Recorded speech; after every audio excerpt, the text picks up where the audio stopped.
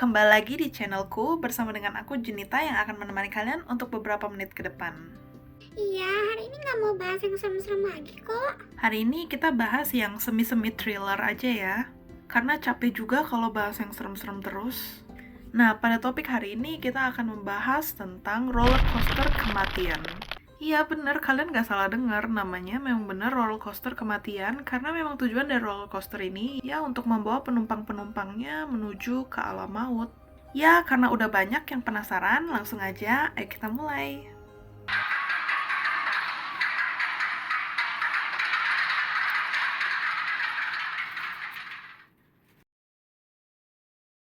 Jadi, pada tahun 2010, ada seorang desainer dari Prancis yang bernama Julie Jonas Urbonas. Nah, Julie Jonas ini bukan sembarang desainer loh. Pada tahun tersebut, dia juga adalah seorang calon kandidat mahasiswa S3 di salah satu universitas yang berada di London. Jadi, pada saat itu dia semacam doctorate candidate ya, yang mana pastinya kepintarannya udah nggak perlu diragukan lagi. Nah, salah satu hasil dari rancangannya adalah Euthanasia Roller Coaster, atau inilah yang kita sebut dengan roller coaster kematian. Nah, Julie Jonas merancang roller coaster ini dikarenakan ia ingin memberikan perasaan bahagia untuk terakhir kalinya kepada orang-orang yang sudah divonis tidak akan bisa bertahan hidup lagi, memiliki penyakit yang sangat berat sehingga tidak mungkin bisa melanjutkan hidupnya, atau untuk orang-orang yang sudah tidak memiliki harapan untuk melanjutkan hidup. Selain daripada itu juga, Julie Jonas juga ingin orang-orang tersebut bisa meninggalkan kehidupan ini dengan cara yang elegan. Maka diciptakanlah roller coaster ini. Jadi bagaimana sih sebenarnya detail dari roller coaster ini? Nah, izinkan aku menjelaskannya kepada kalian semua ya. Jadi, roller coaster ini diciptakan memiliki dua bagian. Bagian yang pertama adalah bagian yang memiliki jalur menikung ke atas dengan tinggi mencapai 500 meter, yang mana kemudian diikuti oleh 7 buah lingkaran dengan diameter yang berbeda-beda. Setelah 7 lingkaran ini, maka roller coaster ini pun selesai hanya meninggalkan jalur lurus saja, yang mana membawa kita kembali ke tempat awal. Nah, ketika seseorang sudah memantapkan dirinya untuk naik ke roller coaster ini, maka ia akan naik sendirian. Jadi, tidak akan ada satu orang pun yang menemani kalian ketika kalian naik ke roller coaster ini. Juga tidak akan ada orang lain di sebelah kiri, kanan, depan, ataupun belakang kalian. Kemudian, sang operator akan menekan tombol start yang mana roller coaster ini akan membawa kalian ke bagian pertama, yaitu ke jalur yang naik ke atas sampai dengan ketinggian 500 meter.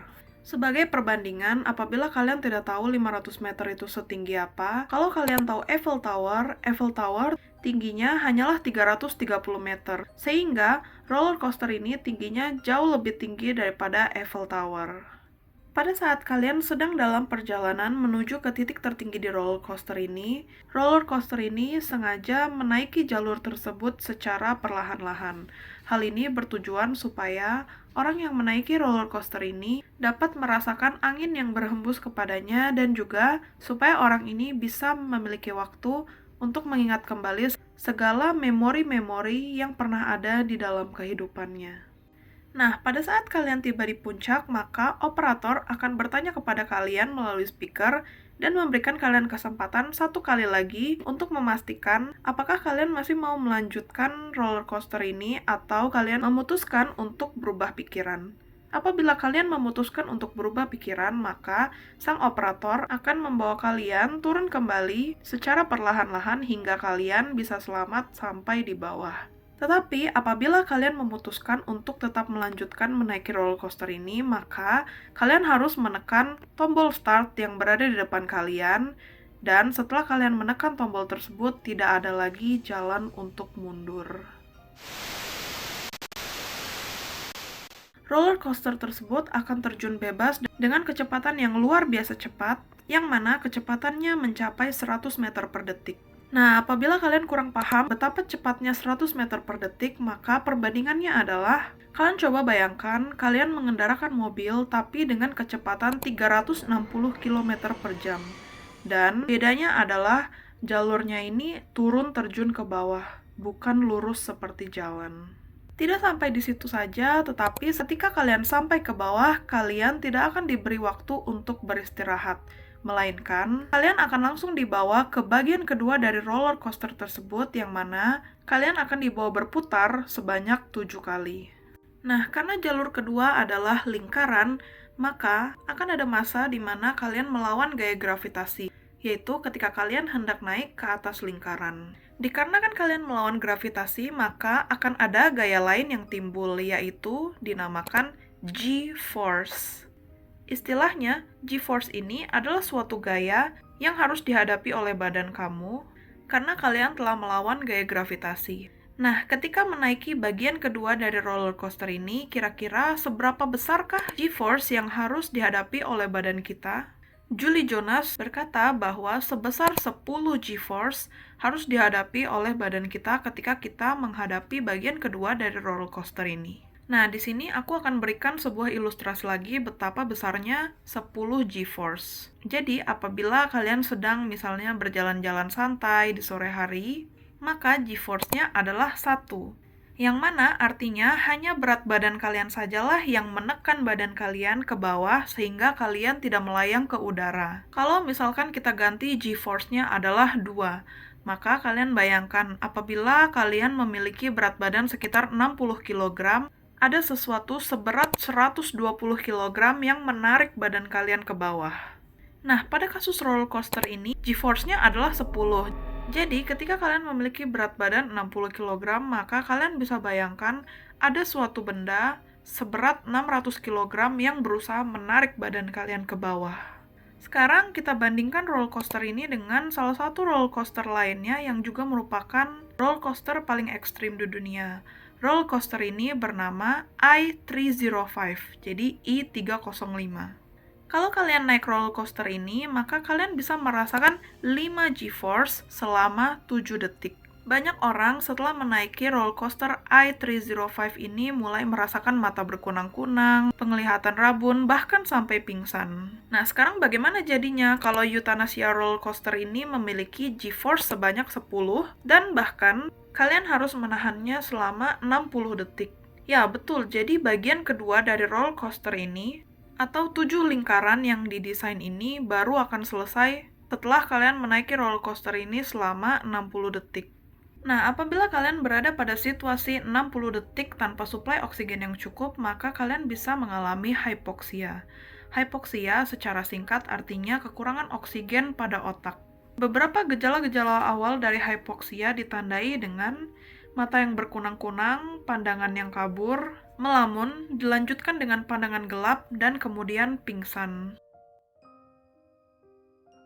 Akan tetapi, pada saat kalian menaiki roller coaster ini, bisa-bisa kalian pingsan sebelum menyelesaikan bagian kedua dari roller coaster, yang mana artinya, ketika kalian pingsan, tubuh kalian masih harus tetap menahan 10 G-force, dan otak kalian juga tetap mengalami kekurangan oksigen karena posisinya kalian masih berada di roller coaster dan kalian masih belum menyelesaikan permainan tersebut tetapi kalian sudah pingsan. Sehingga pada saat kalian pingsan tersebut seharusnya kalian juga meninggal di tempat ketika kalian masih menaiki roller coaster tersebut. Tapi di sini aku pakai kata seharusnya karena memang tidak semua orang dipastikan langsung meninggal setelah menaiki roller coaster ini loh. Karena menurut University of California, sebenarnya otak kita bisa bertahan tanpa oksigen sekitar 3-6 menit sebelum akhirnya kita mengalami kerusakan permanen pada otak. Tentu saja ya, kekurangan oksigen dalam jangka waktu 60 detik sangat tidak baik untuk tubuh kita. Tapi menurut penelitian tersebut, tidak cukup untuk membuat kita langsung meninggal di tempat.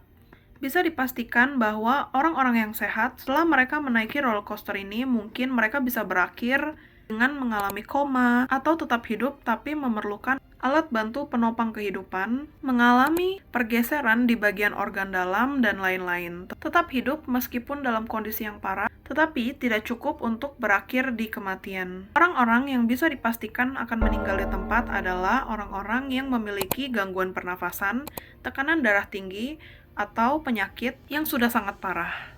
Tapi biasanya apabila operator menemukan bahwa orang yang menaiki roller coaster tersebut belum meninggal, maka mereka akan dibawa untuk naik sekali lagi ke wahana tersebut hingga bisa dipastikan ketika mereka turun, mereka sudah dalam kondisi meninggal. Nah, apakah kalian sadar kenapa dari tadi aku nggak menceritakan cerita dari satu orang pun yang pernah menaiki roller coaster ini? Karena roller coaster ini Tidak pernah ada.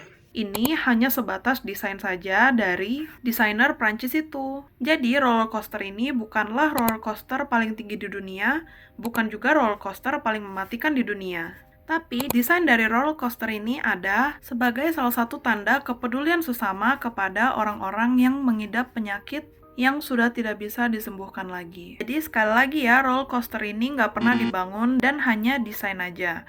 Dan aku rasa kalaupun mereka melakukan pengajuan perizinan untuk membangun roller coaster ini, nggak akan ada juga pemerintah yang membolehkan untuk membangun roller coaster ini sih. Tapi coba tulis komentar kalian di bawah ya, apabila roller coaster ini beneran dibangun, kalian mau nggak sih untuk naik roller coaster ini? Oke teman-teman, jadi sekian dulu video untuk hari ini. Kalau kalian suka dengan video ini, jangan lupa tekan tombol like, tinggalkan komen, dan jangan lupa untuk subscribe channel ini. Sampai ketemu lagi di video selanjutnya. Dadah!